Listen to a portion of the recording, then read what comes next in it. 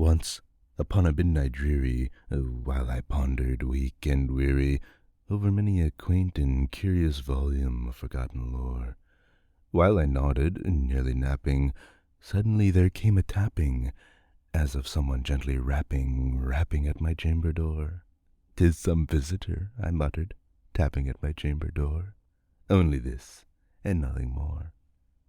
Ah, distinctly I remember it was in the bleak December, and each separate dying ember wrought its ghost upon the floor.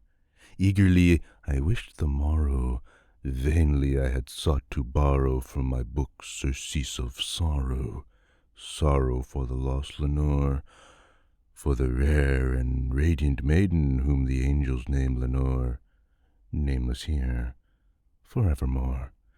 And the silken, sad, uncertain rustling of each purple curtain thrilled me, filled me with fantastic terrors never felt before, so that now, to still the beating of my heart, I stood repeating, "'Tis some visitor entreating entrance at my chamber door, some late visitor entreating entrance at my chamber door. This it is, and nothing more."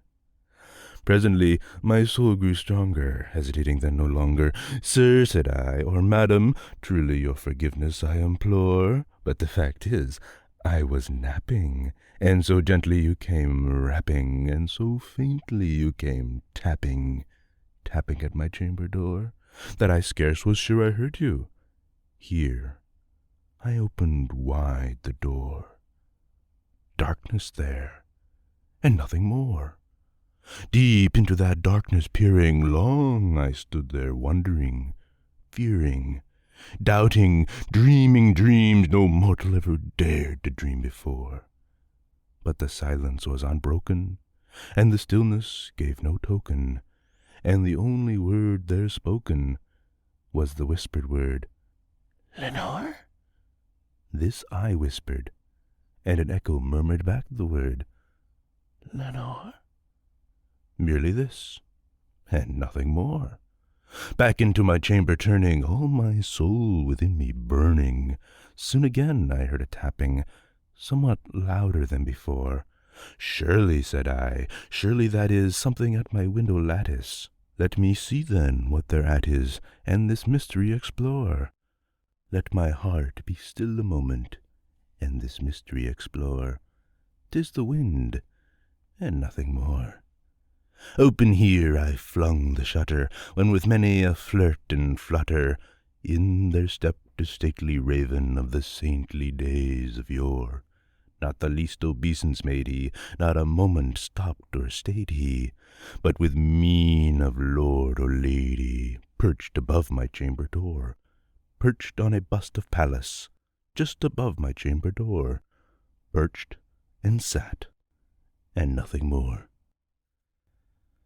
Then this ebony bird beguiling my sad fancy into smiling, by the grave and stern decorum of the countenance it wore, "Though thy crest be shorn and shaven, thou," I said, "art sure no craven, ghastly grim and ancient raven, wandering from the nightly shore.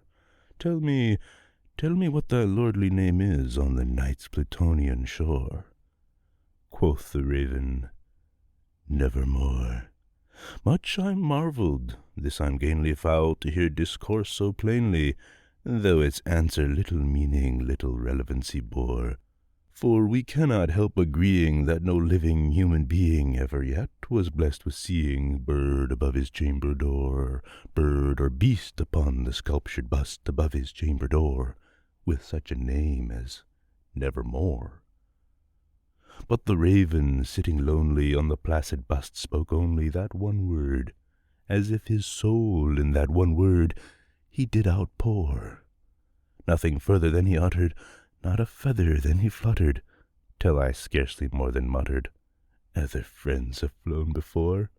On the morrow he will leave me, as my hopes have flown before." Then the bird said, "Nevermore." Startled at the stillness broken by replies so aptly spoken, "Doubtless," said I, "what it utters is its only stock and store. caught from some unhappy master whom unmerciful disaster followed fast and followed faster, till his songs one burden bore, till the dirges of his hope that melancholy burden bore, of never, nevermore. But the raven, still beguiling all my fancy into smiling, straight I wheeled a cushioned seat in front of bird and bust and oar.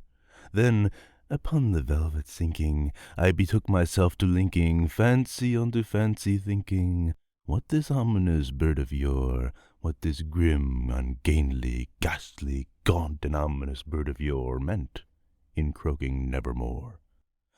This I sat, engaged in guessing, but no syllable expressing to the fowl whose fiery eyes now burned into my bosom's core.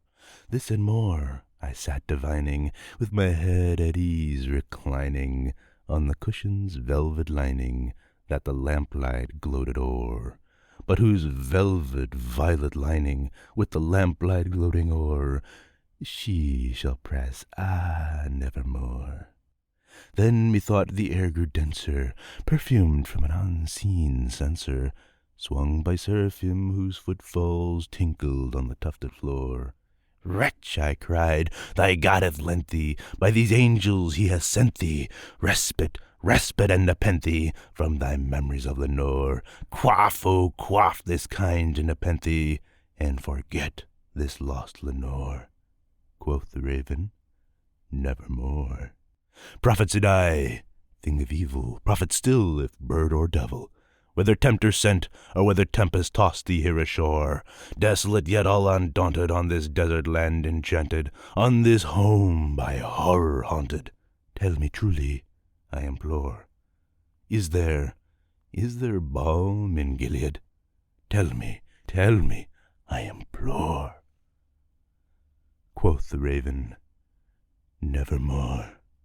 Prophet said I, thing of evil, prophet still, if bird or devil, by that heaven that bends above us, by that God we both adore, tell this soul with sorrow laden, if, within the distant Aden, it shall clasp a sainted maiden, whom the angels name Lenore, clasp a rare and radiant maiden, whom the angels name Lenore. Quoth the raven, nevermore. Be that word our sign of parting, bird or fiend, I shrieked upstarting.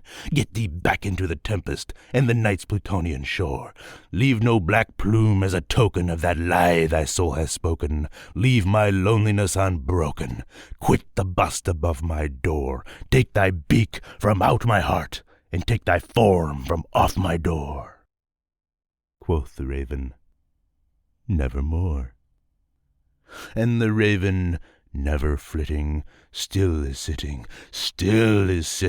on the pallid bust of Pallas just above my chamber door, and his eyes have all the seeming of a demon's that is dreaming, and the lamplight o'er him streaming throws my shadow on the floor, and my soul from out that shadow that lies floating on the floor shall be lifted nevermore.